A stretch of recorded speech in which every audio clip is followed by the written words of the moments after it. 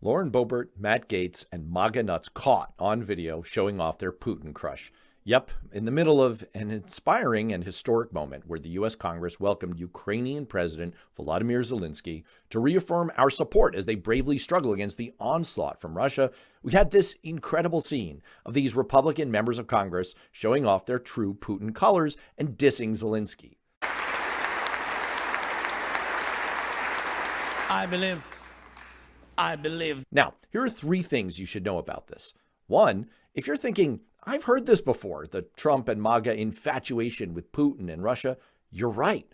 Here's the embodiment of the right-wing id in America, Tucker Carlson. Why is it disloyal to side with Russia, but loyal to side with Ukraine? Why wouldn't we be on Russia's side? I'm totally confused. And I think we should probably take the side of Russia. Tell you why. And why shouldn't I root for Russia, which I am? Tucker, you're supposed to do the traitor to our country, I love fascist part quietly. You know, like Donald Trump did. I said, this is genius.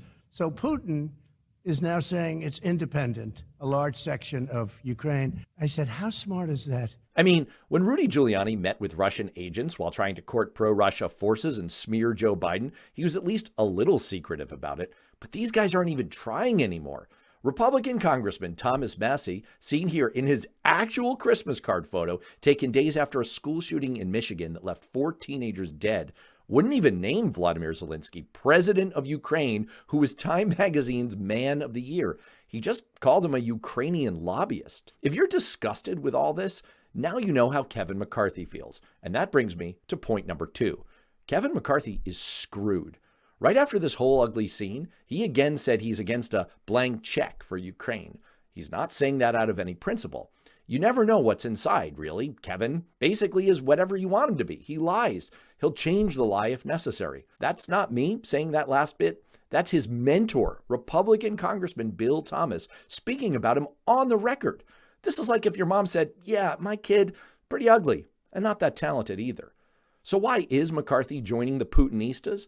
It's because he wants to be Speaker of the House. He doesn't have the votes and he needs the MAGA nuts. So the bottom line is they own him. And that's not going to change. And if Putin owns the MAGA nuts and the MAGA nuts own McCarthy, guess who's really in charge of House Republicans? This guy. And that brings me to point number 3. Why don't we ever talk about the fact that Zelensky is Jewish? Let me see. Kanye wants to go with DEFCON 3 on Jewish people. Kanye, it's DEFCON, you idiot. And 1 is where you go to war, not 3.